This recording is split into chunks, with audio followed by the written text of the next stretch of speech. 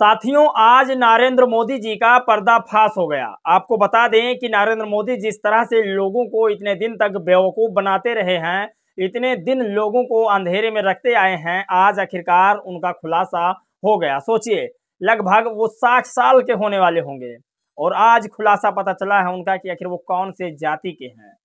सोचिए, जब जातीय जनगणना की बात आती थी तो नरेंद्र मोदी जी उस बात को क्यों दबा देते थे। आज पता चल गया कि आखिर वो कौन से जाति के हैं। आपको इस वीडियो में बताएंगे। सोचिए, एक शुक्ला जी हैं जिन्होंने ट्वीट करके वो बड़ी खबर लिखी कि जो व्यक्ति 40 साल तक ये ना बताया हो पब्लिक को कि मेरी शादी तक हुई थी, वो तमाम खबरें जो वो छुपा के रखता हो, और आखिरकार वो कितना बड़ा झूठा होगा। सोचिए, उसने लिखा कि वैवाहिक स्थिति का 40 बरस तक झूठों में बिता दिया। वो तमाम खबरें आज आपको बताएंगे जो लगातार वायरल हो रही है। बड़ी बड़ी खबरें आज आपको बताएंगे क्योंकि आज बहुजन समाज सबसे ज्यादा एक्टिव है इन सारी खबरों के लिए। आपको टीवी पर सिर्फ तारीफ मिलती है सरकारों की, लेकिन बहुजन समाज जमीनी स्तर की जांच पड़ताल करके आपको सही जानकारी देने की कोशिश करता है। ऐसे तमाम खबरें हैं जो आज आपको बताएंगे। चलिए वीडियो शुरू करते हैं। नमस्कार दोस्तों, मैं हूं पराग और आप देख रहे हैं देसी पीएसपी ब्लॉग। आज की तमाम वो खबरें जो लगातार वायरल हो रही है, उन सभी खबरों के बारे में जानेंगे और आपको बताएंगे आखिर देश की सच्चाई क्या है, हकीकत में देश की सच्चाई क्या है। आप सुनेंगे तो एक बार चकाचौंध रह जाएंगे। प्रधानमंत्री की जाति का पता चल जाता है। शादी को उनके 40 बरस तक कोई जान नहीं पाता कि उनकी शादी हुई थी या नहीं, लेकिन एकाएक पता भी चल जाता है कि उनकी शादी हुई थी और यशोधरा बहन जी उनकी वाइफ भी थी। सोचिए, आप कल्पना नहीं कर सकते। आपको बता दें, प्रधानमंत्री जी जनरल कैटेगरी से आने वाले एक महान नेता हैं। मैं नेता महान इसलिए कह रहा हूं क्योंकि जो उन्होंने कार्य किया वो ज़्यादा मतलब सही काम उन्होंने किया, लेकिन जो उन्होंने गलतियां की है उस गलतियों को बताना पत्रकार का धर्म होता है, और मैं उसी बातों को आप लोगों के बीच में रखना चाहता हूं। सोचिए, राहुल गांधी ने कहा कि कैसे बेवकूफ़ आज तक आपको बनाते रहे देश के प्रेजेंट टाइम के प्रधानमंत्री। सोचिए, आप कल्पना नहीं कर सकते वो तमाम खबरें। पहली खबर की अगर हम बात करें तो बोलता हिंदुस्तान ने ट्वीट करके लिखा कि नरेंद्र मोदी ओबीसी नहीं जनरल कास्ट में पैदा हुए, आपको भयंकर बेवकूफ़ बनाया जा रहा है, राहुल गांधी ने कहा। सोचिए, वो तमाम खबरें। आपको सुप्रीम कोर्ट की भी खबर बताएंगे जो एससी कास्ट का भी अब रिजर्वेशन पर हमला करने वाली है। आपको बता दें, सुप्रीम कोर्ट ने सीधा सीधा कहा कि एससी कास्ट के बड़े लोगों की, आईएएस आईपीएस के लोगों की आरक्षण बिल्कुल खत्म कर देनी चाहिए। बहुत सारे लोगों ने ट्वीट किया कि पहले ये शुरुआत कोलिजियम से शुरू होना चाहिए, अर्थात ये सीधा सीधा न्यायाधीश महोदय आप ही शुरुआत कीजिए कि नाना, चाचा, मामा, काका सब इकट्ठा होकर के जज बन जाते हैं। वो सिस्टम खत्म होना चाहिए, शुरुआत वहीं से हो। तमाम लोगों ने अपनी अपनी राय रखी है। आज ऐसे बहुत सारी खबर है जिस पर बातचीत करना है। पहली खबर की अगर हम बात करें तो एक शुक्ला जी हैं, उन्होंने ट्वीट करके लिखा कि पापों की लिस्ट बड़ी लंबी है, याद आते जाए तो उसे जोड़कर ट्वीट कर देते हैं। सोचिए, पापों की लिस्ट प्रधानमंत्री जी की इतनी बड़ी है। ये कुणाल शुक्ला है, इन्होंने लिखा कि पापों की लिस्ट बड़ी लंबी, याद आते जाए तो उसे जोड़कर ट्वीट कर दें। वैवाहिक स्थिति का 40 बरस तक झूठा चुनावी शपथ पत्र देना, पत्नी को बिना तलाक दिए छोड़कर भाग जाना, अपनी फर्जी जाति बताकर देशवासियों को गुमराह करना, दंगों और जज के मर्डर का शक और आरोप, झूठ, नफरत और बेईमानियता की राजनीति, कुंवारी लड़की का जासूसी करवाना और उसके साथ अप्राकृतिक संबंध बनाना, मां के निधन पर हिंदू धर्म की प्रथा के हिसाब से न तो सूतक मानना न ही मुंडन करवाना, फिर भी हिंदू कहलाना। सोचिए, वो तमाम तरह के आरोप लगाते हैं।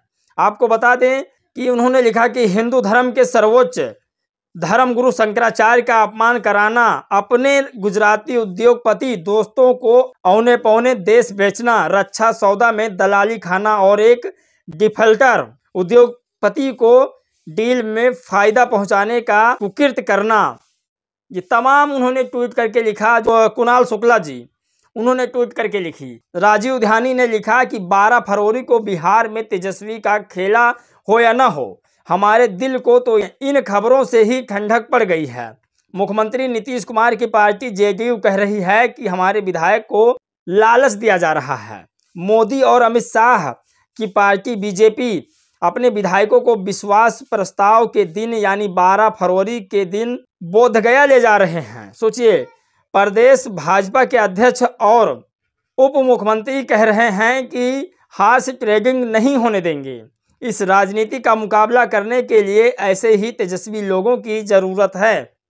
आप कल्पना नहीं कर सकते इस देश में कैसे बहुजन समाज को बेवकूफ़ बनाया जा रहा है। वो खबर हम आपको बताते हैं। सीधा प्रहार आपके आरक्षण पर किया जा रहा है।